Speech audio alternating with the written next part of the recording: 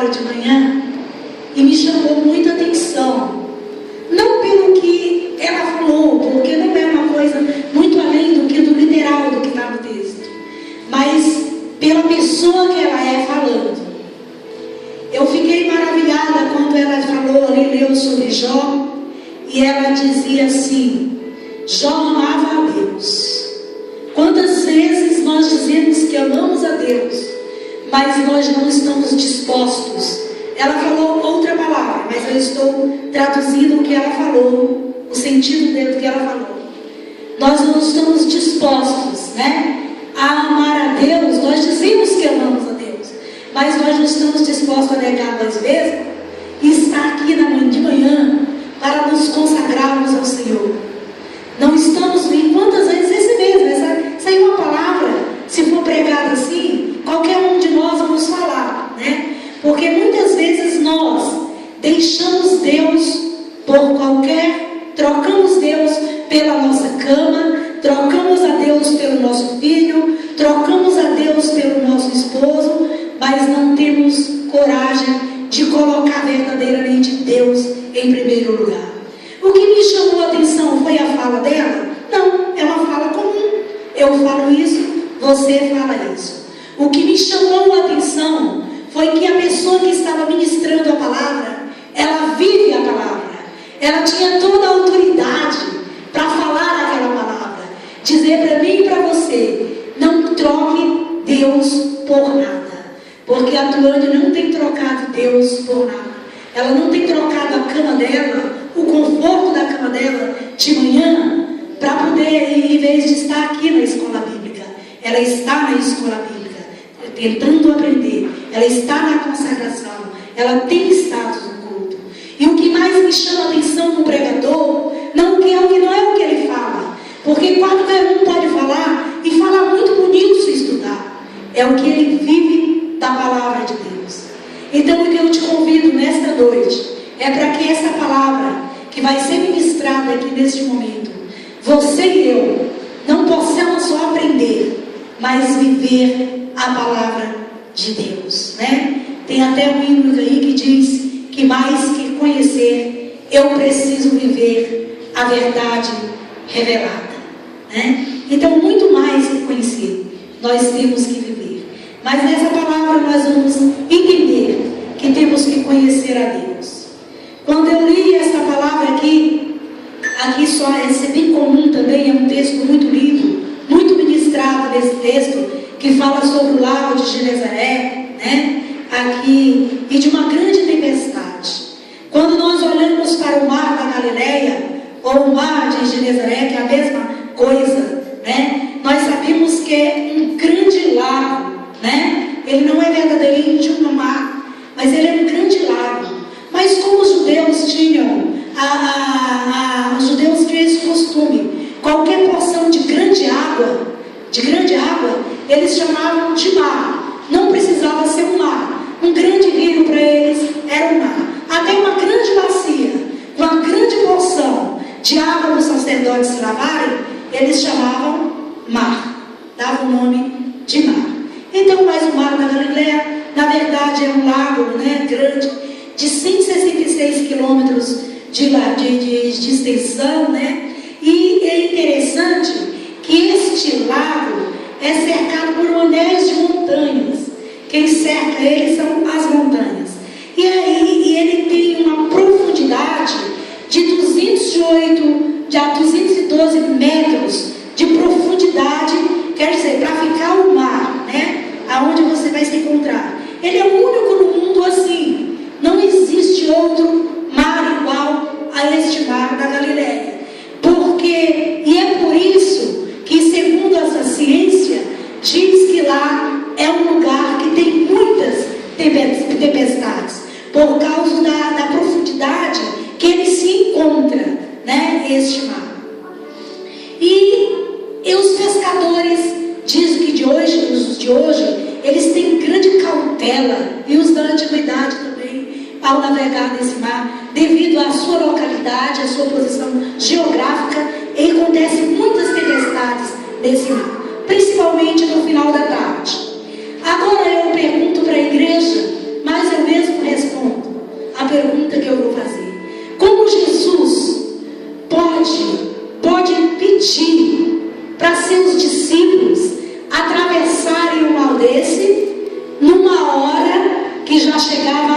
noite, num horário que com certeza ia acontecer tempestade naquele lugar. Eu pergunto se, por quê? E eu mesmo respondo. A resposta é porque o Senhor Jesus sabia que aqueles seus discípulos ainda tinham pouca fé. Pode ver que aí no texto ele faz essa pergunta: ainda não tendes fé? Ele levou eles ali para eles verem que eles ainda não tinham fé. E se eles tinham fé, o Senhor Jesus queria mostrar para ele aonde estava a fé deles, aonde estava a confiança daquele povo, daqueles seus discípulos. E nós vamos entender no decorrer desta mensagem, e vamos ter respostas para essa pergunta. Em primeiro lugar, eu quero te dizer, eu vou colocar a mim em meio a uma tempestade.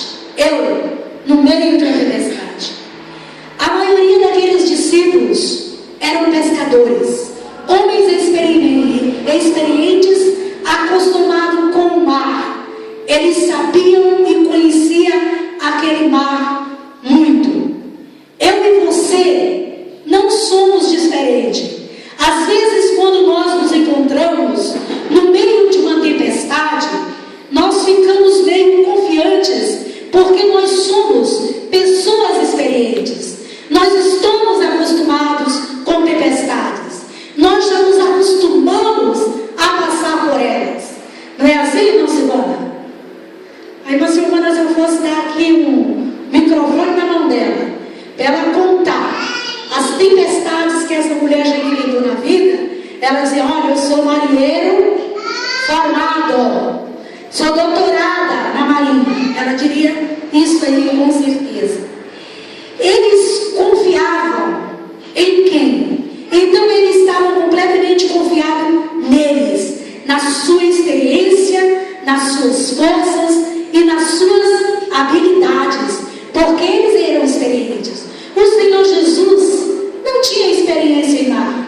O Senhor Jesus, ele não tinha experiência sobre água, sobre pesca, sobre outro tipo de coisa. O Senhor Jesus tinha mais experiências em milagres, e em profecias, em pregações, em ser carpinteiro, né? Ele era um carpinteiro, ele não era um homem do mar. Muitas vezes nós colocamos a nossa fé em nossas próprias forças, nas nossas próprias experiências. Mas o que o Senhor Jesus quis ensinar e quer ensinar para mim e para você nesta noite, que o que Ele mais quer é que a nossa confiança esteja nele. Que nós venhamos reconhecer em todos os momentos da nossa vida que o Senhor Jesus é a autoridade sobre todas as coisas, sobre a nossa vida, sobre tudo que nós vamos fazer. O Senhor Jesus ainda é a autoridade maior. Não é a minha experiência nem a sua experiência que nos torna que vamos poder enfrentar tempestade. Mas nós só podemos poder enfrentar tempestades quando o Senhor Jesus estiver no nosso barco. E que a nossa confiança tem que estar inteiramente no Senhor Jesus, não em nossa força, em quem nós somos. E eu posso garantir que quando nós colocamos a confiança em nós mesmos, porque nós somos pessoas experientes, crente passa por luta, crente sofre, crente tem experiência de vida, crente é batido em todos os lugares, é acostumado à tempestade. Mas o que o Senhor quer me dizer? Que se eu depositar a minha confiança na minha experiência que eu tenho de vida, com certeza eu vou entrar em pânico no meio de uma tempestade. Não tem como eu entrar. O porquê? Marcos 4:40, né? Não foi entender? Por que sois tão tímidos? O Senhor Jesus faz essa pergunta para eles. Pode ver que de repente aqueles homens, com todas aquelas experiências que ele tinha, com toda a capacidade que eles tinham, eles ficaram com medo quando viram as ondas tentando lhe tragar. Quando o mar começou a ficar revolto, eles perderam o controle do barco. Eles não tinham mais como fazer e eles entram em pânico, perguntando, fazendo certas perguntas para o Senhor Jesus. Medo é fé negativa, né? Medo é uma fé negativa. Nós temos que pegar e colocar a nossa fé no Senhor Jesus Cristo.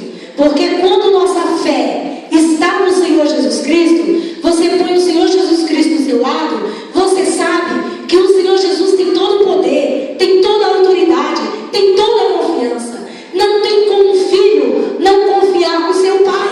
Você que está aqui nessa noite, se Jesus estiver do seu lado, se Jesus estiver na sua vida, não tem como você não confiar nele. Se você confia no seu pai terreno, que é só um homem, você não vai confiar no seu pai do céu, que tem todo o poder, toda a autoridade sobre os céus e a terra. Se ele estiver do seu lado, pode confiar que a tempestade que está vindo sobre a sua vida, o Senhor vai te passar por ela e você não vai perecer. Colocar a fé em si mesmo é perigoso, porque nós entramos em pânico quando a situação foge do nosso controle. Com certeza nós ficamos. Quando entramos em pânico, colocamos a nossa fé, devemos colocar a nossa fé na disposição do Senhor Jesus. Qualquer um que estiver aqui, quantas vezes você e eu já estivemos em pânico, ou estamos em pânico diante das ondas e do mar que se revolta contra nós, mas o Senhor nessa noite te dá uma solução. Coloque a sua fé na minha disposição, que eu vou trabalhar na sua fé e você vai conseguir atravessar estas ondas que se revoltam contra você. Quando eu fico pensando que quando entramos em pânico, nós colocamos a nossa fé no Senhor, as coisas mudam. Mas ali, os discípulos, eles foram aprender, como eu falei para vocês. Quando eles viram as ondas se levantando, eles olharam para o Senhor Jesus e, em vez de depositar a sua fé no Senhor Jesus que estava no barco, eles começaram a fazer perguntas para o Senhor Jesus. Mestre, não te importa que pereçamos? Quantas vezes, quando nossa fé está abalada e nós não sabemos o que fazer, em vez de confiar no Senhor Jesus, nós ficamos fazendo pergunta ao Senhor Jesus: por que isso está acontecendo? Por que isso não é assim? Ou por que isso não é assado? Em vez de confiar no Senhor Jesus, nós começamos a fazer pergunta, às vezes descabida. Eu quero te dizer que o Mestre se importa sim que você e eu pereçamos. Ele é muito interessado na sua vida. Ele é tão interessado em mim e em você, que Ele deu a sua própria vida para que você tivesse vida, para que no nome dEle você pudesse repreender todo o mal que está na sua vida e o mal sair da sua vida, para que no poder do sangue dEle você pudesse ser lavado de todos os seus pecados e pudesse ter acesso a Deus e o direito de morar no céu. Tanto que Ele se importa com você. Você não precisa fazer essa pergunta para o Senhor: Mestre, você não está se importando comigo? O Senhor está vendo a sua situação. Ele está de olho nessa tempestade que está na sua vida. E Ele se importa com você sim. Ele se importa comigo sim. Muitas das vezes já estive em meio de grandes tempestades. E também, hoje que estou aprendendo isso aqui, porque fiz essas perguntas para o Senhor. Quantas vezes eu disse: Deus, o Senhor não se importa comigo? O Senhor não se importa com o que eu estou vivendo? O Senhor não se incomoda com esta minha situação?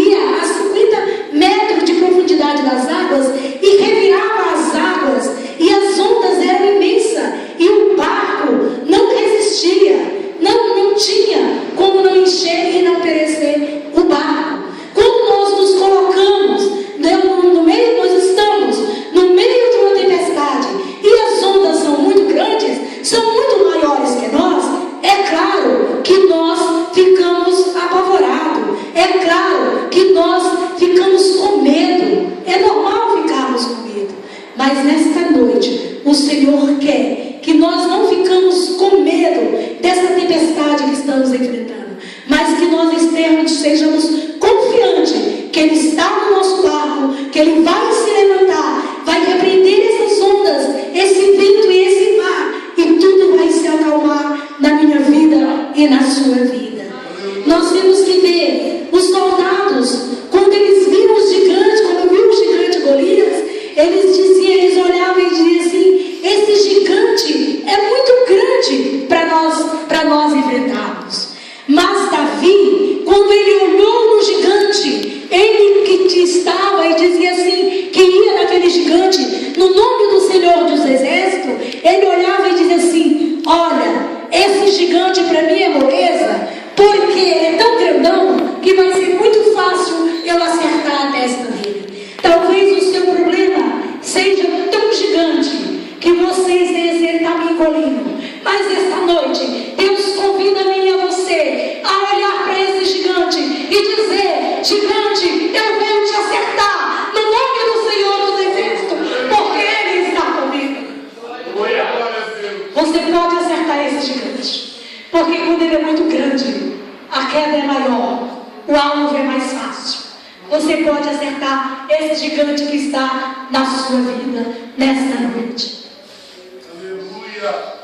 Paulo dizia: por fora combate que enfrento, por dentro temores e medo. Olha que ninguém se isenta do medo diante das situações. Quando nós vemos Paulo, né, que ele era o cara mesmo, né, que mandava bater, que mandava escutar, que mandava prender, que mandava assaltar, o fortão. Mas ele disse que por dentro ele tremia, que ele também tinha medo. Mas o que essa palavra quer falar para mim e para você nesta noite, é que você não tenha medo das ondas, por mais gigante que ela seja, porque o Senhor está no seu barco, Ele está no controle. Então somente o que eu preciso fazer, o que nós precisamos fazer, é na hora ter cuidado com as mentiras, né? Mentiras são muito comuns. Pergunta de Marcos 4:40 é: quem é este? Isso quer dizer que os discípulos não sabiam que Jesus era mais que um rabino, um milagreiro e um profeta. Com certeza que quando Jesus se levantou, repreendeu aquela tempestade e tudo ficou calmo e tudo ficou quieto, a pergunta foi: quem é este homem? Quem é este homem? E eu falo para mim e para você nesta noite, eles conheciam Jesus como aquele que fazia milagres, aquele homem profeta, aquele homem que operava tantas maravilhas, mas eles ainda não tinham entendido que o Senhor Jesus era Deus, era o próprio Deus que estava ali no barco com ele, que era o próprio que tinha criado todas as coisas junto com o Pai, de repente estava ali junto com eles. Porque se eles tivessem essa certeza que o Criador de todas as coisas, que aquele que criou o mar e as águas e o vento e todas as coisas estavam ali do seu lado, eles não tinham tanto medo assim, porque ali estava o Criador de todas as coisas. E se o Criador de todas as coisas, de tudo que existe, quando você olha, quando você lê, quando você observa, pela grandeza que é todas as coisas criadas por Deus, e você sabe que este Deus está do seu lado, Ele te convida nessa noite a você não temer, porque Ele está com você. Coloque a confiança neste Deus. Conhecer a metade da verdade é acreditar numa mentira, igreja. Não existe meia verdade. Ou existe uma verdade completa, contada como ela é, ou ela é uma mentira, tá bom? Não existe meia verdade. Os discípulos não sabiam toda a verdade sobre o Mestre. Assim, acreditavam na mentira, que Jesus não se importava com eles. Porque se eles soubessem quem verdadeiramente era totalmente o Senhor Jesus, Deus pergunta: não te importa comigo? Não pergunte nesta noite, diante da situação que você vive, ou talvez que um dia você vai viver, se o Senhor não se importa, porque você está ofendendo ao teu Criador. Ele se importa sim com você, viu? A maioria dos cristãos conhecem apenas os que os outros dizem sobre Deus. Conhece Deus só de ouvir falar, porque eles não estão dispostos a negarem a si mesmo e buscarem a Deus de todo o coração, de toda a intensidade, para poder conhecer a Deus. A maioria só conhece assim. Não é errado aprendermos com os outros, tá bom? Não é errado nesta noite você aprender uma palavra que você está ouvindo e você falar desta palavra. Não é errado, mas é preciso conhecer a Deus pessoalmente. Talvez você, e quantas vezes eu já me perguntei diante das tempestades, por que isto está acontecendo? Sabe por que isso acontece comigo e com você? Porque você precisa conhecer melhor quem é o seu Deus e o que Ele pode fazer e o que Ele é capaz de fazer na sua vida e na minha vida. Você precisa entender o quanto esse Deus te ama. Por isso Ele te está te atravessando por meio dessa tempestade, para que você conheça melhor a Ele. Aleluia, Jesus. Aleluia. Não há como evitar as tempestades. Nós somos, os crentes principalmente, nós somos parecidos com este lago de Genezaré. A posição geográfica dele não tem como ele não tenha tempestade naquele lugar. Não tem. E na nossa vida não tem como nós nos livrarmos da tempestade. A tempestade vem e virá sobre a nossa vida, e nós vamos ter que enfrentá-la assim. O evangelho de hoje é uma meia-verdade. Infelizmente, são meias-verdades que estão contando aí para os crentes. Não são verdades completas, são mentiras. E verdades incompletas, eu não quero ser delicada, mas são mentiras. É um evangelho mentiroso que diz assim, ó: se você aceitar Jesus, você não vai ter mais problema. Você vai ter dinheiro, você não vai ter mais nenhuma dificuldade financeira. Toda doença que vier, olha, você não vai pegar em você não, porque você é crente. Crente não pega doença, crente não passa por tempestade não. Você vai ter dinheiro, você vai ter saúde, você não jamais vai ficar doente. Olha, você paz na sua casa, nunca mais você vai ter problema na sua casa. Na sua casa vai ser só paz. Que evangelho mentiroso. Meias verdades. Nós sabemos que o Senhor Jesus, quando Ele chamou as pessoas, Ele chega e diz para mim e para você: se você quiser seguir após mim, você vai ter que pegar a sua cruz e você vai ter que me seguir. E pegar a cruz é enfrentar tempestades, é enfrentar problemas das nossas vidas. Só que é aprender que o Senhor está do nosso lado e que Ele é o Deus Todo-Poderoso e que Ele vai nos ajudar. Se Ele estiver com você, você não está sozinho atravessando esses problemas que estão vindo e que vêm sobre a sua vida. Eu digo, a Bíblia diz, o que diz a Bíblia? A Bíblia nos dá respaldo que depois da tempestade vem a bonança. Aí eu olho aqui a palavra de Deus. Quantas pessoas tiveram que enfrentar tantas coisas na vida para primeiro enfrentar as tempestades, para depois chegar em algum lugar. Ninguém chegou no caminho reto. É só ficar na frente, aceitar Jesus e nunca mais vai acontecer nada com você. Você a partir de hoje vai ter dinheiro, vai ter toda a saúde do mundo, você não vai ter briga na sua casa, você não vai enfrentar nenhum problema. É muito fácil, né? Mas eu vou falar assim: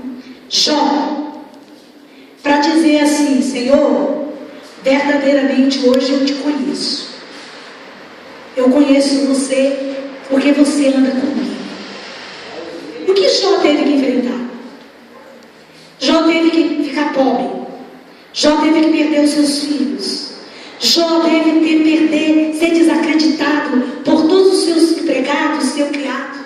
Teve que ser desprezado, que diz que até a minha criada, ele diz no livro de Jó que até a criada, que ele tanto considerava, passava por ele e balançava a cabeça. Jó teve que ser desprezado. Jó teve que passar por uma doença terrível na sua pele, ficar enfermo de uma maneira tão miserável que as pessoas não podiam acreditar no que estava acontecendo na vida daquele homem. Quantas tempestades enfrentou Jó para depois cantar o hino da vitória. Eu quero só dizer para você que eu e você vamos enfrentar tempestades, mas eu quero te dizer que o Deus Todo-Poderoso é o Criador que está do teu lado. Não é um Deus qualquer, não é um Pai qualquer limitado, mas é o Criador dos céus e da terra que está do meu lado e do teu lado para nos ajudar neste momento de tempestade. Eu olho para Noé para salvar a sua casa. Aquele homem passou 120 anos construindo uma arca e sendo chamado de louco porque ele anunciava uma chuva numa época que nunca havia chovido. E ele dizia que não ia só chover, ia cair a água do céu, ia ser um dilúvio e que ia afogar todos. Passou por louco para salvar a sua família, para que tivesse a bênção de salvar a sua família, construindo uma arca. Eu posso falar para você de José, né? Para chegar a ser governador do Egito, o que aquele homem teve que fazer? Aquele homem foi preso, aquele homem foi vendido como escravo. O escravo para chegar a governador. Não existe essa ponte tão fácil para chegar na bonança se não ser antes da tempestade. E eu olho para Moisés. Quando você olha para Moisés, você fica assim: meu Deus, Moisés teve que passar 40 anos no Egito, sendo educado como um príncipe, que um dia com certeza seria um rei, e depois 40 anos no deserto, sendo pastor de ovelhas, para poder ser chamado a ser líder do povo de Israel, líder do povo escolhido de Deus. Olha o que esse homem teve que passar para poder ser chamado a ser líder. E às vezes a gente pensa que chegar em algum lugar é tão fácil. Não é não. Temos que enfrentar tempestade. Paulo, para evangelizar Roma, nós conhecemos o naufrágio que Paulo sofreu. Passou por vendavais, por furacões, por grandes tempestades para poder evangelizar Roma. Eu vejo que Jesus, para ser o Salvador do mundo, para ser o meu Salvador, para ser o seu Salvador, o que o Senhor Jesus teve que fazer? Ele teve que deixar de ser Deus, deixar toda a sua glória lá no céu, deixar todo o seu poder lá no céu, se vestir de homem, vir aqui na terra, morrer de uma morte mais humilhante que podia existir, que só ladrões eram mortos daquele jeito, para que depois ele pudesse ser o Salvador da minha vida e da sua vida. Não pense que aqui na terra você vai chegar em algum lugar sem enfrentar nenhuma tempestade. Quando te pregarem esse evangelho e convidarem a você e disser: quantos de vocês já ouviram isso? Sai desta igreja, esta igreja não tem poder, vem para a minha igreja, porque na minha igreja você vai ficar rico, vem para esta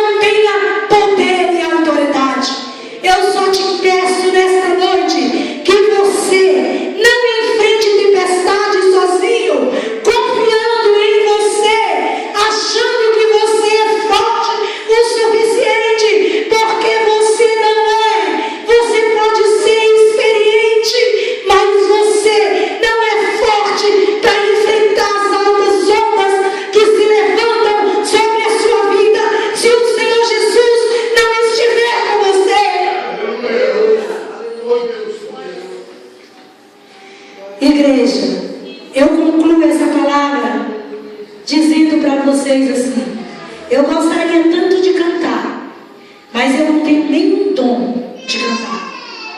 Então eu vou ler esse hino para você que diz assim. Vou concluir lendo esse hino para você. O que Deus fala para você nessa noite e para o meu coração. Vamos procurar nos acalmar. O Todo-Poderoso está no seu barco. Ele vai cuidar de você e vai dar o melhor para você, porque Ele tem todo o poder sobre qualquer mal, qualquer coisa que se levantar contra a sua vida. E diz esse hino: ó mestre, o mar se revolta, as ondas nos dão pavor, o céu se reveste de trevas. E diz: não temos um Salvador? Não se te dá que morramos? Podes assim dormir? Foi isso que os discípulos perguntaram. Se a cada momento nós vemos, sim, estamos prestes a submergir. As ondas, o Senhor Jesus responde: as ondas atendem ao meu mandar, sossegai, seja encapelado o mar. A ira do homem, o gênio do mal, pode ser o homem que se levanta com você, pode ser o inimigo que se levanta contra a sua vida. Ele diz: tais águas não podem a naufragar, que levam o Senhor, Rei do céu e mar, pois todos ouvem ao meu mandar, sossegai, sossegai. E ele diz: convosco estou para vos salvar, sossegai. Mestre, na minha tristeza, você talvez esteja dizendo aí: eu estou quase a sucumbir, a dor que perturba minha alma, ó, peço de vem banir, de ondas de mal que me encobrem, quem me fará sair? Pereço sem ti, ó meu mestre, vem logo, vem me acudir. E o Senhor diz: sossegai, sossegai, as ondas atendem ao meu mandar. E ele diz: mestre, chegou a bonança. O Senhor está dizendo que chegou a bonança. Em paz eis o céu e o mar. O meu coração goza calma, que não poderá afundar. Fica comigo, ó meu mestre, dono da terra e do céu, e assim chegarei bem seguro ao porto destino meu. Você vai passar por esta luta, por esta tempestade que sobreveio na sua vida. Mas deixa Deus continuar no seu barco, que você ainda tem uma viagem muito grande para fazer, que é um dia receber a coroa da vida. E você precisa que no momento bom também Jesus esteja com você. Nos momentos de alegria, que tiver tudo bem, que todas as ondas estiverem calmas, você precisa dele, porque a caminhada aqui é longa. Mas o mestre diz que não te abandona, que ele está no teu barco e que você pode sossegar, que ele vai estar com você. Igreja, fique com essa palavra para o teu coração, que esta palavra falou ao meu coração. Pode sossegar, irmãs, pode sossegar, minhas queridas. O Senhor ama vocês. Ele falou ao meu coração e com certeza falou ao seu, que Ele te ama muito e que Ele se importa assim com você. Que se seu pai terreno, se Ele te ama e se importa com você, Ele diz: eu sou muito melhor que o seu pai terreno e tenho todo o poder para te salvar desta tempestade, dessas ondas que se levantam contra a sua vida. Então, sossega no Senhor, porque Ele é o Todo-Poderoso, Ele é o Criador de todas as coisas. Olha para o céu, vê as estrelas que Ele criou, vê tudo que Ele fez, vê o poder dEle. Ele não tem poder de te curar, Ele não tem poder de salvar, Ele não tem poder de repreender todo mal que está na tua casa. Ele tem poder de repreender aquilo que você olha e diz: Senhor,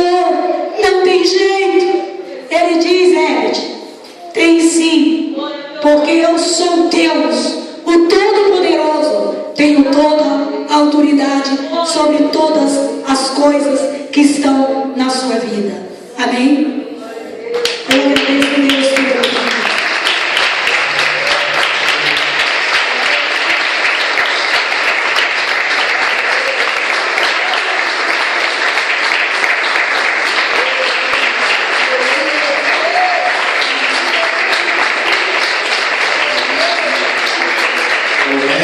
O mar se revolta, as ondas nos dão pavor, o céu se reveste de trevas, não temos um Salvador, não se te dá que morramos, podes assim dormir, se a cada momento nós vemos, se prestes a submergir, as ondas atendem ao meu mandar, sossegai, sossegai, sejam encapelado mar, a ira dos homens, o gênio do mal, das águas não podem a nau tragar, que leva o Senhor, Rei do céu e mar, pois todos ouvem ao meu mandar, sossegai, sossegai, convosco estou para vos salvar, sim, sossegai, mestre, na minha tristeza estou quase a sucumbir, a dor que perturba minha alma, ó, peço, vem te banir, de ondas do mal que me encobre, quem me fará sair? Pereço sem ti, ó meu mestre, vem logo me acudir, as ondas atendem ao meu mandar, sossegai, sossegai, seja o encapelado mar, a ira dos homens, o gênio do mal, tais águas não podem ao nau tragar, que leva o Senhor, Rei do céu e mar, pois todos ouvem ao meu mandar, sossegai, sossegai, convosco estou para vos salvar, sim, sossegai, mestre, chegou a bonança, em paz eis o céu e o mar, o meu coração goza calma, que não poderá findar, fica comigo, ó meu mestre, dono da terra e céu, e assim chegarei bem seguro ao porto destino meu, as ondas atendem ao meu mandar, sossegai, sossegai, seja o encapelado mar, a ira dos homens, o gênio do mal, tais águas não podem a nau tragar, que leva o Senhor, Rei do céu e mar, pois todos ouvem ao meu mandar, sossegai, sossegai, convosco estou para vos salvar, sim, sossegai. Se coloque em pé, nós vamos fazer uma oração.